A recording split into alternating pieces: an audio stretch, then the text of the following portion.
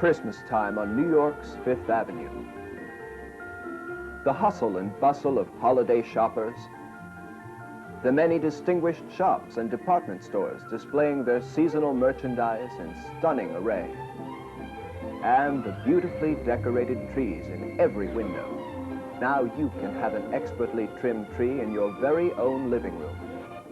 Peter Clark, a professional decorator on Fifth Avenue for over 25 years, tells you how. Hello, I'm Peter Clark.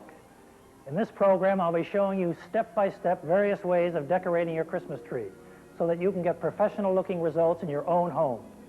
It's not difficult if you follow a few basic rules, and a beautifully decorated tree can be a great pleasure for you and your family, as well as an exciting centerpiece for your holiday entertaining. Take these trees, for example. These are 3 trees I'll be decorating here in the studio, though the techniques I'll be demonstrating can be used for any tree, regardless of the decorating scheme you choose to work with. As you can see, the tree on the left is done in a red and white theme. The one in the middle was designed to have a country look, while the one on the right is decorated with traditional glass ornaments. But before you can have a tree that looks like this, you have to start at the beginning.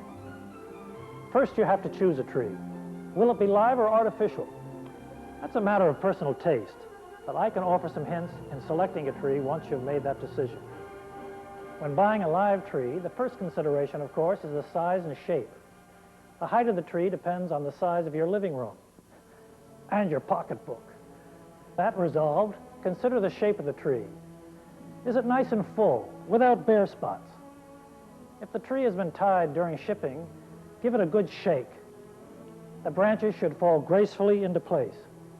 Look for a freshly cut tree. Are any of the needles turning brown?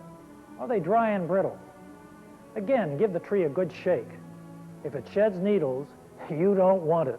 When you've selected a tree, have them slice about 1 inch off the end of the trunk, just as you would with cut flowers. When you get your tree home, immediately place it in a tree stand filled with water. Be sure to check the water level regularly and replenish it as needed.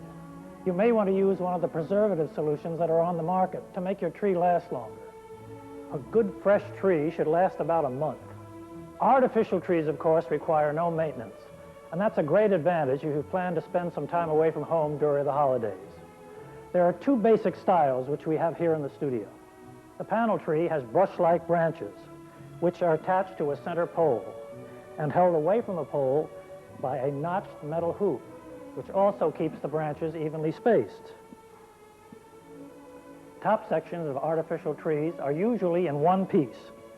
The tier tree, like this one, is a bit more lifelike and has branches with short needles that stick into a central pole like so.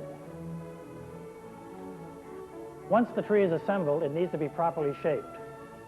With the panel tree, take the individual branches, pull them out, and bend them slightly at the tip. This will give the tree shape and hide any bare spots. With the tier tree, you should go for a more natural look, bending the small branches in different directions, although the main branches should curve up. When your tree is shaped, you're ready to begin decorating. First, the lights. I recommend using miniature light sets. Since the objective in lighting a tree is to show the lights while hiding the wires, you should use lights with a green wire on a green tree and white wire on a white tree. Run an extension cord up under the center of the tree, attaching it to the pole about halfway up. We'll do a panel tree first, using clear lights. Before we begin, though, I'll show you the technique we use to light on a couple of random branches, sort of a rehearsal before we actually light the tree. Always work with the lights plugged in.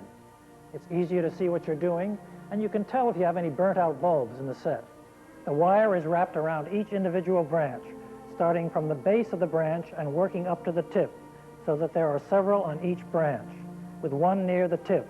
When you reach the end of the branch, tuck the wire under and go to the base of the next branch. We'll show you a few more times in close-up. Wrap, tuck under, and so on, working your way gradually around the tree, one level of branches at a time. Keep rehearsing until you get the hang of it, until you can see the lights and not the wire.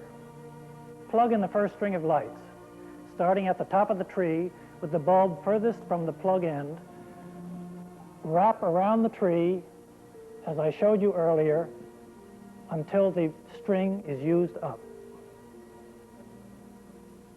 With the second string of lights, as with all the rest, start with the bulb closest to the plug end and continue lighting where you left off, working your way around the tree.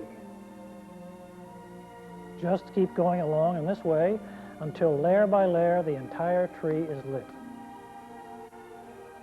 The same method is employed on the tier, only this time I used multicolored lights. And on the live tree, also in clear lights. Now I'll show you how to add a little variation on the panel tree with the clear lights. Since I'll be decorating with a red and white theme, I'll weave a couple of strings of red lights in with the clear so that the tree will be speckled with red. Don't overdo it. Just a few red lights sparsely and evenly distributed on the tree will provide a striking bit of contrast. Now our trees are lit. The next step is garlanding. To go with a red and white theme, I've chosen a white frost garland. Starting with the bottom row, find a branch approximately in the center of one of the panels. Pull it out slightly so that it is prominent. This is what we call a peak. Drape one end of the garland over this peak, move along to the next peak on that level, and drape the garland over that, letting a generous swag of garland fall gracefully between the two peaks.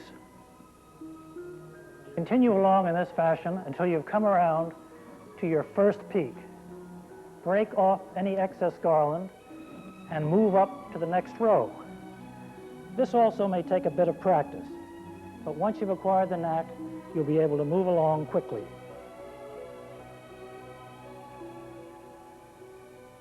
Continue working your way up the tree, one row at a time, making sure that the rows of garland are evenly spaced. In keeping with the red and white theme, I've put a red fabric bow at each peak, fastening it on with wire. Use the thin green wire that is sold for making floral arrangements. It's available at craft stores or at florist shops, and it's preferable to ordinary wire because it won't show on the tree. And here I've topped the tree off with a star of clear and red lights.